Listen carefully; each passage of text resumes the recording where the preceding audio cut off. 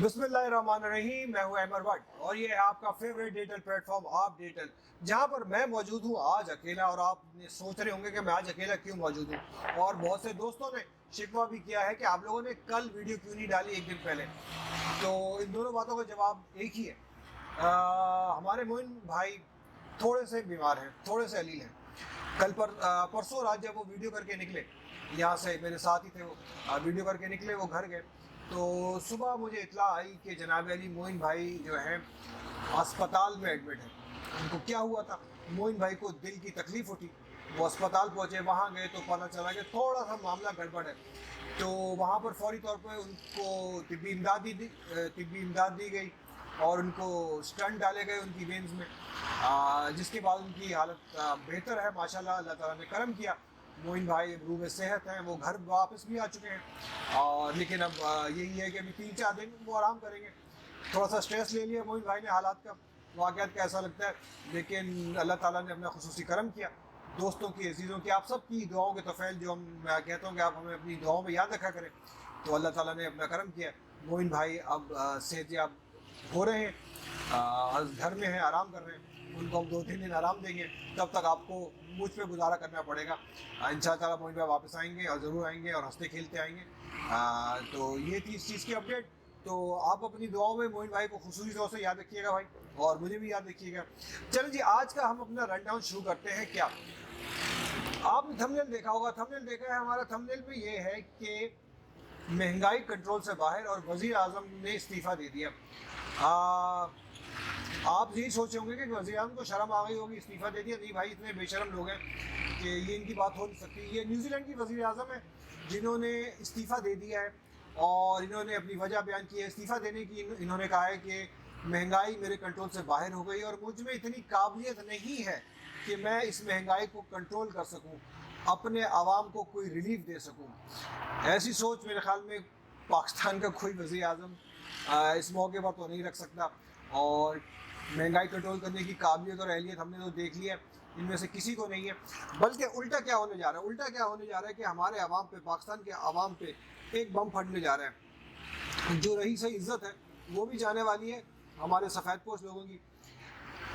باقاعدہ طور پہ حکومت نے، بلکہ وزیر اعظم صاحب نے، بات وزیر اعظم کی ہو رہی تھی تو میں آپ کو وزیر اعظم کا ہی بتاؤں گا۔ وزیر اعظم صاحب نے باقاعدہ IMF کی کڑی شرائط منظور کرنے کے لیے انہوں نے گو اہیڈ دے دیا کہ جی ہاں چلیں، IMF کی جو شرائط ہیں ان پہ کام کرتے ہیں، اور ہم ان کو قبول کرتے ہیں، اور ان پہ اب جو ہے ان کا جو بوجھ ہے وہ عوام پہ ڈالا جائے گا، اشرافیہ پہ نہیں، امیر لوگوں پہ نہیں، اسٹیبلشمنٹ پہ نہیں، عوام، جی ہاں سفید پوش عوام جو پہلے ہی مہنگائی کو رو رہے ہیں، دعائیاں دے رہے ہیں کتنی مہنگائی ہو گئی ہے۔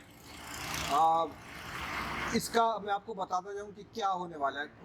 ہونے یہ والا ہے کہ آپ کا گیس، جو ملک میں گیس ہے، IMF نے کہا ہے گیس مہنگی کرو، تو 74%، 74% تک گیس کی قیمتوں میں اضافہ ہوگا۔ نہ صرف گیس کی قیمتوں میں اضافہ ہوگا، بلکہ جو عوام کے لیے، یعنی جو آپ کے گھریلو استعمال کے لیے گیس آتی ہے، اس میں سبسڈی ہوتی ہے، وہ آپ کو کم قیمت پہ ملتی ہے انڈسٹریز کے مقابلے میں۔ اب وہ گیس آپ کو بغیر کسی سبسڈی کے ملا کرے گی، مہنگے ریٹ پہ ملا کرے گی۔ ہو سکتا ہے اسی 74% اضافے کے ساتھ آپ کو گیس ملے۔ نہ صرف گیس بلکہ بجلی کے ٹیرف میں بھی 7 روپے فی یونٹ کا اضافہ کیا جا رہا ہے۔ وہ گھر جو 100 یونٹ استعمال کرتا ہے، فار ایگزامپل، اس کی بل میں، ماہانہ بل میں 700 روپے کا اضافہ ہو جائے گا۔ ٹیکس ویکس لگا کے یہی بل آپ کا 1200 تک پہنچ جائے گا 100 یونٹس پر۔ تو یہ حساب آپ لگا لیں، اگر آپ کے 500 یونٹ ہو تو کیا بنے گا۔ میری سمجھ میں نہیں آ رہا کہ حکومت کی ترجیحات کیا ہیں، اچھی خاصی چلتی ہوئی معیشت کو تباہ کر کے۔ اب جب IMF کی شرائط بھی مانی گئی ہیں تو وہ کڑی شرائط مانی جا رہی ہیں جس کا براہ راست اثر عوام پہ پڑے گا، پاکستان کے لوگوں پہ پڑے گا، بجائے اس کے کہ اس طبقے سے ٹیکس نکلوایا جاتا جو ٹیکس سے بچتا ہے، اربوں خربوں روپے کی کرپشن کرتا ہے، ان سے کچھ کروڑ روپے ہی نکلوا لیے جاتے۔ اب یہ کروڑ روپے یا ارب روپے یا جتنے بھی روپے ہیں، یہ پاکستان IMF کے کہنے پر پاکستان کے عوام کی جیبوں میں سے حکومت نکالے گی۔ خیر بہرحال اس میں کیا کر سکتے ہیں جناب سیاستدان؟ کچھ کر تو نہیں سکتے بھائی ہم۔ IMF نے بول دیا، سب اس پہ متفق ہیں۔ اچھا، سب کون متفق ہیں؟ سب یہ 13 جماعتیں متفق ہیں۔ صرف ایک جماعت متفق نہیں ہے اور وہ ہے پی ٹی آئی. خان صاحب کبھی بھی متفق نہیں تھے. آئی ایم ایف کے تھلے لگنے کے لیے کبھی بھی خان صاحب نے کبھی بھی انڈیا نہیں دیا, نہ ہی حامی بھری. شروع دن سے ایک ہی بات تھی خان صاحب کی کہ یہ آئی ایم ایف ملک کو تباہ کر دے گا, لانگ رن میں پاکستان کسی قابل نہیں رہے گا. وہی ہونے جا رہا ہے, اور کس کے کہنے پہ ہونے جا رہا ہے یہ کوئی نہیں جانتا, اگر کوئی جانتا بھی تو شاید بتائے گا نہیں آپ کو. دوسری بات یہ ہے کہ اس مہنگائی کے معاملے پر جتنا عمران خان نے واویلا کیا تھا اور دوسرے معاملات جن پہ عمران خان پاکستان کو بچانا چاہ رہے تھے, باقاعدہ ایک مہم شروع کی گئی ہے. وہ مہم کیا ہے؟ وہ مہم یہ ہے کہ جناب علی پروجیکٹ عمران کا نام دیا گیا. اچھا, اس طرح کی خبریں, بہت سی ایسی چیزیں ہوتی ہیں, خبریں جو آپ کو بہت سی عام بات کہی ہوئی باتوں میں سے نکل آتی ہیں. مریم اورنگزیب جو حکومت کی ترجمان بھی ہے, وزیر اطلاعات بھی ہے, انہوں نے آج ایک بیان دیا. انہوں نے کہا جی ہمارا بہت بڑا یہ کامیابی ہے کہ ہم نے پروجیکٹ عمران مکمل کیا ہے اور پروجیکٹ عمران سے ملک کو پاک کیا ہے.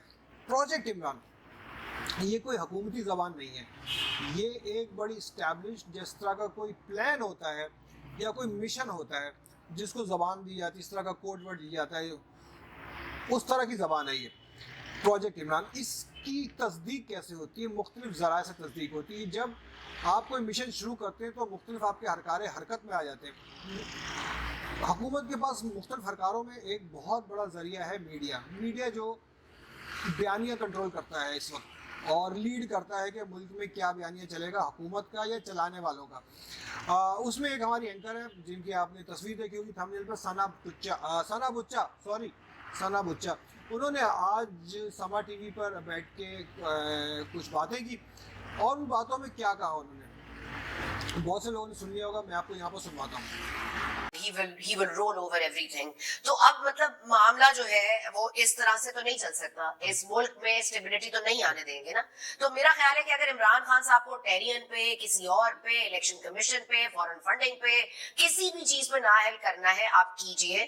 You have to put a stop to it. کیونکہ یہ آدمی باز نہیں آئے گا, ان کی پارٹی باز نہیں آئے گی. جی, یہ ثنا بچا ہیں, بہت ہی عظیم تجزیہ کار ہیں, ان کا انالیسس بہت زبردست ہوتا ہے, اور آج بھی انہوں نے کچھ اسی قسم کا, پتہ نہیں کس قسم کا جو ہے انالیسس دیا. یہ خود صحافی کہتے ہیں خود کو, صحافیوں کو انبائس ہونا چاہیے. خیر باعث بھی ہوں تو, لیکن ان کو ایک حد میں قیود میں رہ کر تنقید کی حد تک برائے اصلاح تنقید کرنی چاہیے. لیکن ثنا بچا نے کیا کہا؟ ثنا بچا نے کہا کہ اس ملک کو عمران خان کی ضرورت نہیں ہے.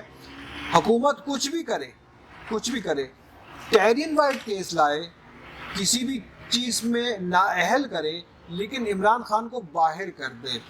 یہ ایک ایڈوائس ہے, یہ ایک حکم ہے جو کہیں سے آیا ہے اور ڈیلیور ہو رہا ہے.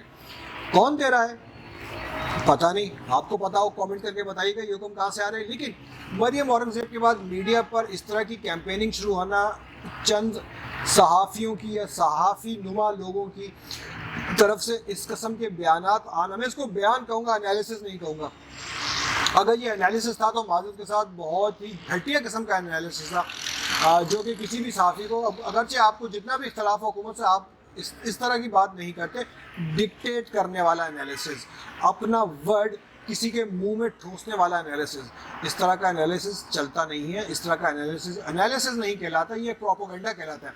اور یہ ڈائریکٹ جو ہے کسی کی آپ عزت اچھال رہے ہیں یا آپ کسی کے خلاف جا کے کیمپین کر رہے ہیں, یہ ڈائریکٹ کیمپیننگ میں آتا ہے, ملائننگ کیمپیننگ میں آتا ہے. تو ثنا بچا صاحب اس ملائننگ کیمپین انہوں نے شروع کی ہے, بلکہ شروع تو بہت پہلے سے ہو چکی تھی. آج وہ ایک کھل کے سامنے آئے ہیں, اور جو پروجیکٹ یا پلان اور عمران خان کو ہٹانے کا ہے اس پر سے آہستہ آہستہ پردہ اٹھتا جا رہا ہے. چہرے پہلے ہی بے نقاب ہو چکے تھے, ان کے عزائم پہلے ہی سامنے آ چکے تھے, اب وہ اور زیادہ کھل کے سامنے آ رہے ہیں. کس کی ہلہ شیری ہے پیچھے سے یہ وقت بتائے گا. لیکن یہ بات یہاں ختم نہیں ہوتی. عمران خان صاحب آخر کو عمران خان ہیں, ان کے پاس وہ سیاسی حربے ہیں, وہ پٹخے ہیں کہ جو شاید آج سے پہلے کسی نے, ان لوگوں نے کبھی فیل نہیں کیے تھے, لیکن اب ان کو فیل ہو رہا ہے. 2 ہاتھ آ گئے ہیں خان صاحب. میں آپ کو اندر کی خبر بتاتا چلوں جو مجھ تک آئی ہے چند ذرائع سے, کہ ابھی پارٹی رہنماؤں کا اجلاس ہوا ہے, جہاں پر اس قسم کی خرافات کو, اس قسم کی ملائننگ کیمپینز کو, اس طرح کے عزائم کو ختم کرنے کا, ان کا توڑ کرنے کا طریقہ سوچا گیا ہے. کیا طریقہ ہے؟ طریقہ یہ ہے کہ اچھا پہلے تو کیا ہو سکتا ہے, ہو یہ سکتا ہے کہ حکومت جو ہے, حکومت کی جانب سے یا کرنے والوں کی جانب سے عمران خان کو پارٹی کی لیڈرشپ کے عہدے سے نااہل کر دیا جائے، پارٹی کے صدر کے عہدے سے، پارٹی کے سربراہ کے عہدے سے۔ تو اس کے لیے سوچا کیا گیا؟ سوچا یہ گیا ہے کہ پارٹی کے آئین میں رد و بدل کر کے، تھوڑی چینج کر کے، تھوڑا آلٹریشن کر کے عمران خان کو پارٹی کا پی ٹی آئی کا پیٹرن ان چیف بنا دیا جائے۔ پیٹرن ان چیف بنانے سے کیا ہوگا؟ وہ آئینی طور پہ تو سربراہ نہیں رہیں گے، لیکن ان کی سے ہر معاملے میں رہے گی، چاہے حکومت میں ان کا کوئی نمائندہ ہو، پی ٹی آئی کا جو بھی وزیر اعظم ہو یا جس بھی عہدے پہ ہو، وہ اس چیز کا پابند ہوگا کہ اپنے پیٹرن ان چیف کے کہے ہوئے پر چلے۔ یہ ون آف دا سولوشنز ہے جو عمران خان کے سامنے رکھا گیا ہے۔ عمران خان صاحب اس پہ ایگری کر چکے ہیں، اس کی باقاعدہ منظوری کب ہوتی ہے یہ دے دی جائے گی، لیکن یہ سولوشن آتے ہی ان تمام سازشوں کا کلا کما ہو جائے گا، وہ تمام سازشیں دم توڑ جائیں گی، یا کم از کم اس حد تک کہ جس حد تک عمران خان صاحب کو نااہل کرنے کی کوشش کی جا رہی ہے، نہ صرف اسمبلیوں سے بلکہ پارٹی لیڈرشپ سے بھی۔ تو جیسا کہ میں نے شروع کہا کہ آپ کو بہت سی خبریں اس بہت سی عام چیزوں میں مل جاتی ہیں، اس عام بیانات میں مل جاتی ہیں، جس میں سے آپ کو گمان بھی نہیں ہوتا، اور آپ کو اس بات کو، اس کی کئی بھی پرت در پرت دھری ہوئی بات کو آپ کو سمجھنا پڑتا ہے۔ انہی میں سے ایک بات ہے محسن نقوی صاحب، جن کا نام پنجاب کے نگراں وزیر اعلیٰ کے لیے سامنے آ رہا ہے۔ محسن نقوی صاحب وہ ہیں کہ میرے خیال میں موسٹ کنٹروورشل فگرز ہیں ان ناموں میں۔ دوسرا نام جو نون لیگ کی جانب سے ہے، حکومت کی جانب سے ہے، وہ ہے احد چیمہ کا۔ احد چیمہ، اچھا، ان دونوں ناموں کے خلاف کاف لیگ کی جانب سے، چودھری پرویز الہی کی جانب سے تحفظات کا اظہار کیا گیا۔ احد چیمہ جو ہے، احد چیمہ ایک طریقے سے نون لیگ کے گھر کے ملازم رہ چکے ہیں۔ ان کے نگراں وزیر اعلیٰ بننے کا مطلب کیا ہے کہ پوری کی پوری گیم نون لیگ کے ہاتھ میں ہوگی اسمبلی کے حوالے سے۔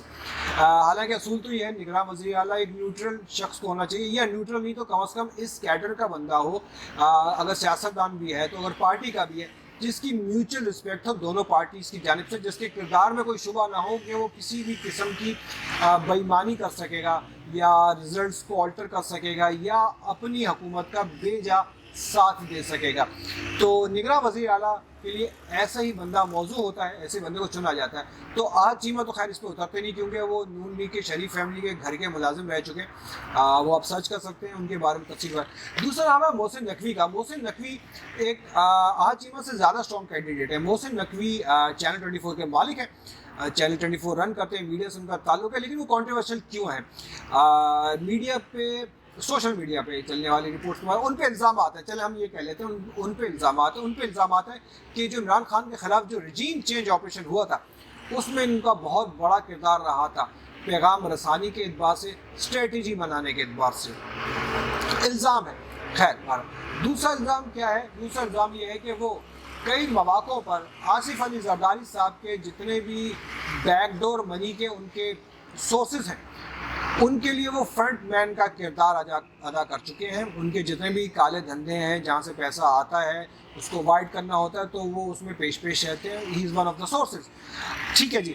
دوسرا ان پہ کیا الزام ہے؟ دوسرا ان پہ الزام ہے کہ جی بغیر لائسنس کے نیوز چینل چلاتے رہے ہیں، اور ماضی میں اب تو خیر مل گیا ہوا ہے، اور بلیک میلنگ کرتے رہے فیک نیوز کے ذریعے۔